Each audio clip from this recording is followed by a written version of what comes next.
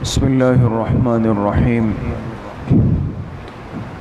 آج کی تراویح میں سورۃ المرسلات جو 29ویں پارے کی آخری سورت ہے اس کی تلاوت ہوئی ہے، اور آخری 30ویں پارے کی سورۃ النبا سے سورۃ الشمس تک یہ 14 صورتیں ہیں۔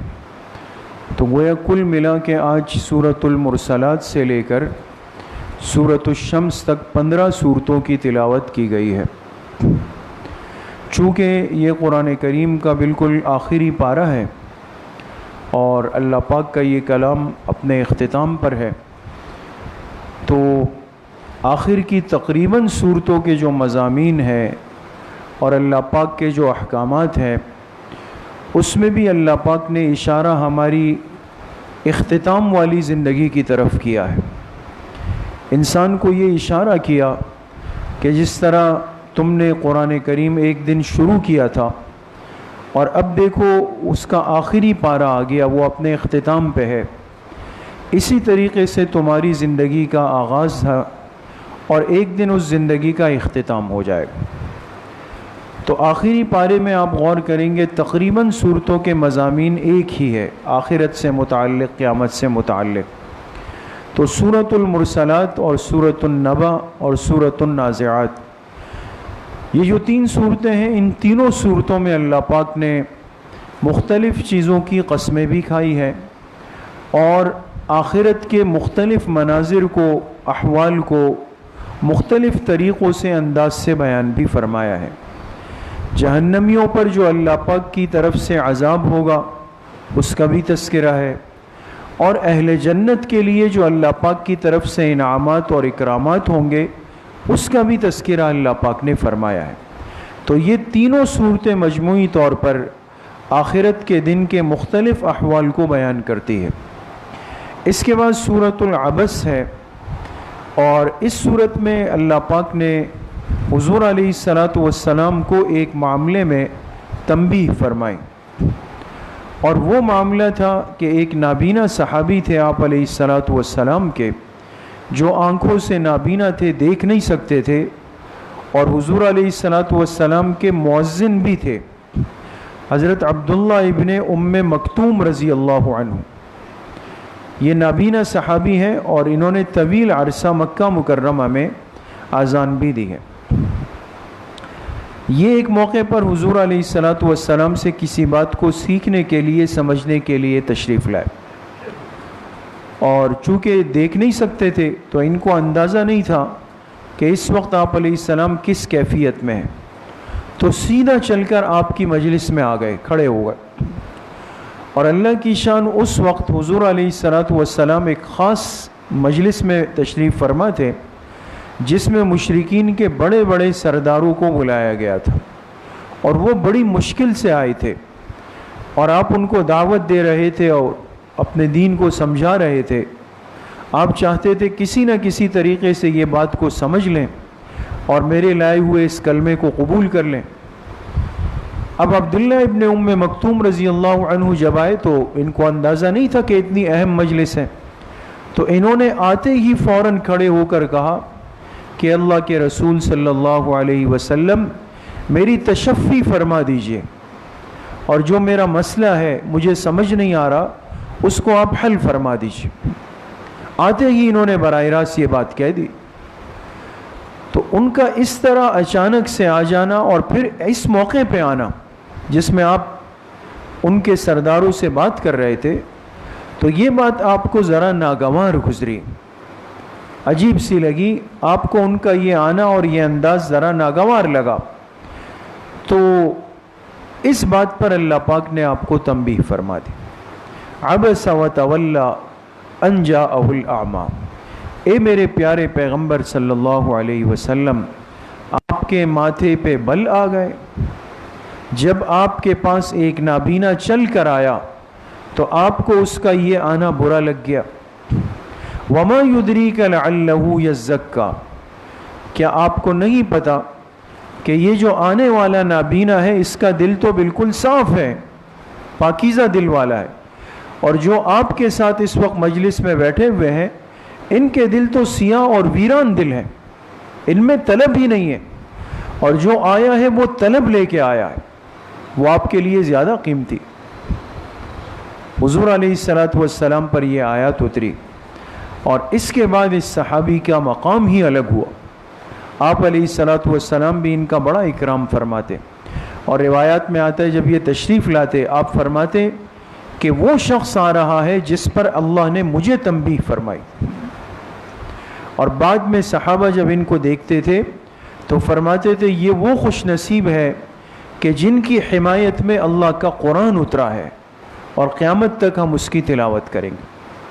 تو اس سے میرے عزیزوں دوستوں بزرگوں جو بات سمجھنے کی ہے کہ انسان کے پاس جب طلب صادق ہو، سیکھنے کا سچا جذبہ ہو، اللہ پاک کو یہ عمل بہت محبوب ہے، بہت پسند ہے۔ اور پھر اس میں یہ بات پیش نظر نہیں ہے کہ آنے والا غریب ہے، معذور ہے، اپاہج ہے، نابینا ہے، کمزور ہے، نہیں، چونکہ اس کی طلب سچی ہے اللہ پاک کو یہ بندہ بڑا محبوب ہوتا۔ اس کے بعد پھر سورۃ التکویر اور سورۃ الانفطار، یہ دو صورتیں ہیں۔ ان دونوں صورتوں میں اللہ پاک نے وقوع قیامت کے وقت کی حالت اور کیفیت کو بیان کیا۔ جب قیامت کے حالات شروع ہوں گے تو ظاہر سی بات ہے وہ کوئی معمولی واقعہ اور حادثہ تو نہیں ہے، بہت بڑا حادثہ ہے۔ تو پورے کائنات کے نظام میں ایک ہلچل مچے گی اور زبردست ٹوٹ پھوٹ کا عمل ہوگا۔ یہ سورج بے نور ہو جائے گا، ستارے اور چاند فرمائے یہ ٹوٹ ٹوٹ کے گر پڑیں گے، اور جتنے جو وحشی جانور ہے، درندے ہیں جنگلوں کے اندر، چونکہ ان کو محسوس ہوگا کہ کچھ ہونے والا ہے، تو ان کے بارے میں فرمایا وَإِذَا الْوُحُوشُ حُشِّرَتْ، وہ سب کے سب بھاگ کر شہروں میں انسانوں کے قریب آ جائیں گے، انسان کے قریب آ جائیں۔ اس لیے کہ جانوروں کو بھی مفسرین نے لکھا اتنا شعور ہے کہ مشکل وقت میں اللہ پاک ان کو بھی یہ ادراک دے دیتے ہیں جانوروں کو کہ بھئی مشکل حالات میں آسانی کا راستہ انسان کے ذہن میں یہ کوئی نہ کوئی راستہ ڈھونڈ سکتا ہے۔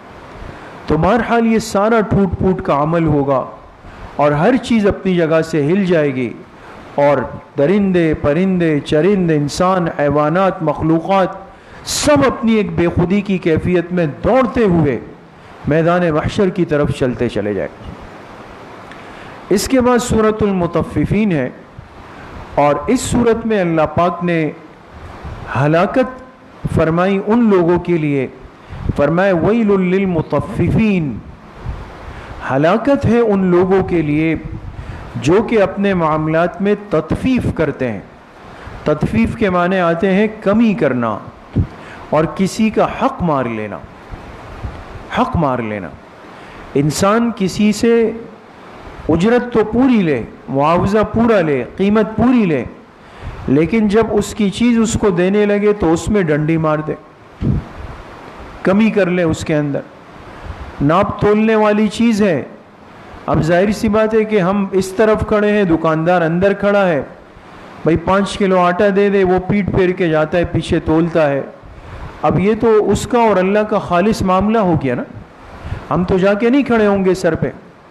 اب اگر کسی کے دل میں شیطان نے برا خیال ڈالا اور اس نے بجائے 5 کے 4.5 کلو تول دیا، 4.25 کلو، تو ایک چٹکی برابر بھی جان بوجھ کے کم کیا، بہت بڑی مصیبت گلے آ جائے گی، بہت بڑی مصیبت۔ تو اس معاملے کو آپ لے جائیں دنیا کی ساری چیزوں کے اندر جس میں انسان کا حق جڑ جاتا ہے۔ اب اگر اس کو دینے میں کوئی دائیں بائیں ہونے کی کوشش کروں، 2 نمبری کروں، گڑبڑ کروں، کسی طریقے سے اس کے مال میں سے اپنے لیے کھینچ لوں، یہ سب علماء نے لکھا تطفیف کے اندر شامل۔ اس لیے میرے عزیزوں دوستوں بزرگوں، معاملات کی صفائی بہت ضروری۔ انسان اپنی طرف سے سامنے والے کو ذرا حق بڑھا کر دے دے، لیکن اپنے اوپر مصیبت نہ لے کہ بھئی میرے کھاتے میں کوئی چیز نہ آ جائے، خدا نخواستہ۔ اس کے بعد سورۃ الانشقاق ہے،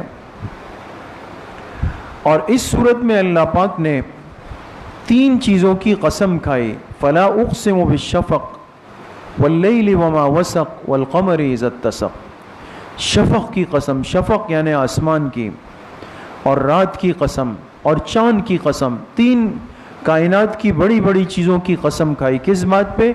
لَتَرْكَبُنَّ طَبَقًا عَنْ طَبَقٍ، فرمایا قیامت کے دن تمہیں ایک حالت سے دوسری حالت کی طرف منتقل کیا جائے، ایک حالت سے۔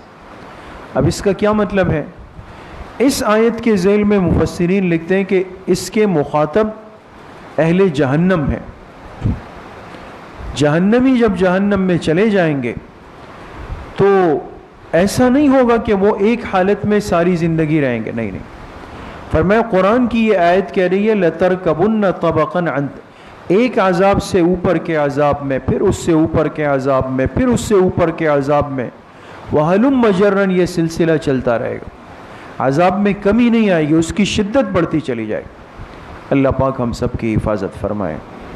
اس کے بعد سورۃ البروج ہے، اور اس میں تذکرہ ہے ان اہل ایمان کا کہ جنہوں نے توحید کے لیے بہت بڑی قربانی دی، اور یہ پچھلی امتوں کا ایک قصہ ہے۔ قتل اصحاب الاخدود النار ذات الوقود، پچھلی امتوں میں کہتے ہیں ایک ظالم بادشاہ گزرا ہے، اور یہ مشرک تھا، اور اس زمانے میں جو عیسائیت تھی، عیسائیت یہ برحق دین تھا، برحق دین تھا۔ تو اس نے کیا کیا کہ جو اپنی رعایا تھی، جو عیسائی تھے، جو حق پر تھے اس زمانے میں، ان کو شرک کرنے پہ مجبور کیا کہ بھئی تمہیں آ کر مجھے سجدہ کرنا پڑے۔ اب جو مضبوط ایمان والے تھے انہوں نے کہا کہ یہ تو ہم نہیں کر سکتے، انکار کیا اس کا۔ تو اس نے کیا کیا، اس کے جو وزیر مشیر تھے بعض ظالم قسم کے، انہوں نے اس بادشاہ کو مشورہ دیا۔ اس بادشاہ کا نام لکھا ہے ذونواس، ذونواس۔ ایک بڑی بڑی خندقیں کھود دی انہوں نے، بڑی بڑی خندقیں کھود کے اس میں آگ بھر دی، آگ ڈال دی، اور وہ ساری خندقیں آگ بن گئی۔ پھر جا کے لوگوں کو، عیسائیوں کو یہاں کھڑا کیا، کہا کہ اب جو میری مانے گا وہ بچ جائے گا، اور جو نہیں مانے گا تو اسی آگ کی خندق میں پھینک دیں گے اس کو۔ تو اب جنہوں نے انکار کیا تو ان کو اٹھا اٹھا کے خندقوں کے اندر پھینک دیا۔ اسی کیفیت کو اللہ نے بیان کیا، قتل اصحاب الاخدود، کہ جو خندق والے تھے وہ ہلاک کیے گئے۔ کس طرح؟ اب یہ ان لوگوں کو یہاں پہ ڈال رہا تھا، ہلاک کر رہا تھا اپنے سوچ اور اپنے خیال کے مطابق۔ تو اتنے میں کہتے ہیں ایک عورت آئی، اور اس کے ساتھ گود میں ایک بچہ بھی تھا معصوم۔ اس عورت کا ایمان بھی بڑا پکا تھا، تو اس کو کہا کہ یا تو مجھے سجدہ کر لو یا پھر آگ میں۔ اس نے کہا میں تو سجدہ نہیں کرتے۔ تو بادشاہ نے کیا کیا کہ اس بچے کو پہلے لے کر آگ میں ڈال دیا، تاکہ یہ تو ماں ہے، تاکہ اس کے سامنے اس کے بچے کو آگ کی نظر کر دیں۔ اب ساری خلقت کھڑی ہے، اور اس گود کے معصوم بچے کو خندق میں ڈال دیا، آگ میں ڈال دیا۔ اللہ کی شان دیکھے، اللہ جب اپنی قدرت ظاہر فرماتے۔ اب یہ ماں اوپر پریشان کھڑی ہے، اور نیچے اس آگ سے اس معصوم بچے نے آواز دی نیچے سے۔ اس نے کہا کہ ماں تم بھی آ جاؤ، پریشان نہیں ہو، اوپر سے جو چیز آگ لگ رہی ہے میں اندر آ گیا ہوں، یہاں تو اللہ نے ہمارے لیے ایک باغ بنا دیا، میں تو ایک بہت بڑے باغ کے اندر بیٹھا ہوں، تم بھی میرے پاس آ جاؤ۔ اب جب یہ بات سنی اور یہ آواز آئی تو وہ لوگ جو بادشاہ کی طرف تھے، اللہ پاک نے ان کے دلوں کو بھی ایمان کی طرف پھیر دیا۔ بہرحال اس واقعے کا تذکرہ سورہ بروج میں ہے۔ اس کے بعد سورۃ الطارق ہے، اور اس میں اللہ پاک نے فرمایا کہ ہر انسان پر ہم نے ایک محافظ فرشتہ نگران طے کر کے رکھا ہوا ہے۔ ہر وقت وہ انسان کی نگرانی کرتا ہے، یہ جو عمل کرے، جو حرکت کرے، جو مشی کرے، جو سعی کرے، جو بھی کام کرتا ہے، یہ فرشتہ اس کے لمحے لمحے کی حرکت کو، عمل کو، بات چیت کو نوٹ کر کے اس کو محفوظ کر لیتا ہے۔ تو انسان کو کبھی بھی اس چیز سے بے پرواہ نہیں ہونا چاہیے کہ میں جو کچھ کر رہا ہوں شاید کسی نے دیکھا نہیں. ہر چیز ریکارڈ کا حصہ بن رہی ہے دوستو اور محفوظ ہوتی چلی جا رہی. اس کے بعد سورۃ الاعلیٰ ہے اور سورۃ الغاشیہ، یہ دو صورتیں ہیں. ان دو صورتوں میں اللہ پاک نے پھر سے آخرت کے اور قیامت کے احوال کو اور وہاں کی صورتحال کو اور جو کافروں ہیں ان کے انجام بد کو اللہ پاک نے ان دو صورتوں میں ذکر کیا. پھر سورۃ الفجر ہے اور اس صورت میں اللہ پاک نے قسم کھائی ہے فجر کے وقت کی بھی اور 10 راتوں کی قسم کھائی. والفجر ولیال عشر، قسم ہے فجر کے وقت کی اور قسم ہے 10 راتوں کی. اب یہ کون سی فجر ہے، کون سی 10 راتیں ہیں؟ بعض مفسرین نے فرمایا کہ فجر سے مراد تو ہر دن کی فجر کا وقت ہے کہ بھئی اس وقت چونکہ اللہ پاک کی رحمت خاصہ متوجہ ہوتی ہے تو اس وقت کو بیان کیا گیا. لیکن بعض مفسرین فرماتے ہیں کہ نہیں، اس سے مراد جو ہے وہ خاص یوم النحر کی، یعنی جو عید الاضحیٰ کا دن ہے اس دن کے فجر کی قسم اللہ پاک نے کھائی ہے. بعض حضرات نے فرمایا کہ عید الفطر کی جو فجر کا وقت ہے اس کی قسم کھائی ہے. لیکن بہرحال اتنی بات طے ہے کہ اس فجر کی قسم ہے جو اللہ پاک کے ہاں خاص دن کہلاتے. اور پھر 10 راتوں کی بھی قسم کھائی. اور یہ 10 راتیں کون سی ہیں؟ ایک قول یہ کہ یہ عشرہ محرم ہے، محرم کا پہلا عشرہ ہے. دوسرے حضرات کہتے ہیں کہ نہیں، یہ رمضان المبارک کا آخر عشرہ ہے، اس کی قسم کھائی گئی. لیکن اس میں راجح قول یہ ہے کہ اس سے مراد ذوالحجہ کا پہلا عشرہ ہے، جس کو ہم کہتے ہیں نا عشرہ ذی الحجہ شروع ہو جائے، جس میں روزے رکھتے ہیں، یوم عرفہ ہے، بال ناخن نہیں کاٹتے، وہ جو ایک بڑا قیمتی عشرہ آتا ہے بقرہ عید سے پہلے، تو اس عشرے کی قسم یہاں اللہ پاک نے کھائی ہے. بہرحال یہ ان 10 راتوں کی طرف اشارہ کیا گیا ہے. اس کے بعد سورۃ البلد ہے اور اس صورت میں اللہ پاک نے انسان کو یہ بات واضح طور پہ سمجھائی، لَقَدْ خَلَقْنَا الْإِنسَانَ فِي كَبَدٍ. یہ انسان اپنی زندگی مشقتوں میں تھک تھک کے گزارتا ہے. یہ قرآن کہہ رہا ہے. اس سے انسان کو اللہ پاک نے پہلے سے یہ بات واضح کر دی کہ بھئی اگر تم یہ چاہتے ہو کہ یہ دنیا تمہارے لیے جنت ہو تو یہ نہیں ہوگا، اس لیے کہ ایمان والے کی جنت تو آخرت میں. لہٰذا اس دنیا کی زندگی میں راحت بھی ہے، مشقت بھی ہے، آرام بھی ہے اور تکلیف بھی ہے. ان سب چیزوں کے ساتھ جوڑ کر انسان نے اپنی زندگی گزارنی ہے اور اللہ پاک تک پہنچنا ہے.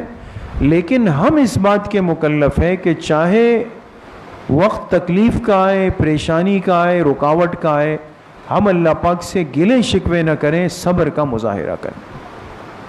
اس کے بعد سورۃ الشمس ہے اور اس صورت میں اللہ پاک نے 7 قسمیں کھائی ہے. 7 قسمیں. علماء نے لکھا ہے کہ پورے قرآن کریم میں مختلف صورتیں ہیں، جیسے ابھی سورہ فجر گزری، اس میں بھی اللہ پاک نے قسم کھائی ہے اور باقی بھی کئی صورتوں میں. لیکن ایسا کہیں نہیں ہوا کہ بیک وقت 7 چیزوں کی قسمیں. 7 والشمس وضحاها والقمر اذا تلاها والنهار اذا جلاها الى 7 قسمیں کھا رہی. اور کون کھا رہے؟ اللہ پاک کھا رہے. اب انسان قسم اس بات پہ کھاتا ہے جو بات کوئی اہم ہوتی. اب وہ بات اہم ہو اور کھانے والے بھی اللہ پاک کی ذات ہے، تو وہ بات کیا ہے؟ فرمایا قد افلح من زکاها وقد خاب من دساها. کامیاب ہوا وہ شخص جس نے اپنے دل کا تزکیہ کیا، دل کی زندگی کو پاک صاف کیا. اور ناکام ہوا وہ شخص جس نے اپنے دل کی دنیا کو ویران کر دیا. دیکھیں تزکیہ نفس اور تزکیہ قلب یہ اتنی ضروری چیز ہے مومن کے لیے کہ اس بات کی اہمیت کو سمجھانے کے لیے خود اللہ پاک نے کتنی قسمیں کھائی؟ 7 قسمیں، تاکہ یہ انسان سمجھ جائے اور یہ اس معاملے سے غافل نہ ہو جائے کہ دل پر اس دنیا میں محنت کرنا کتنا ضروری ہے. اللہ پاک ہم سب کو صحیح عمل کی توفیق نصیب فرمائے.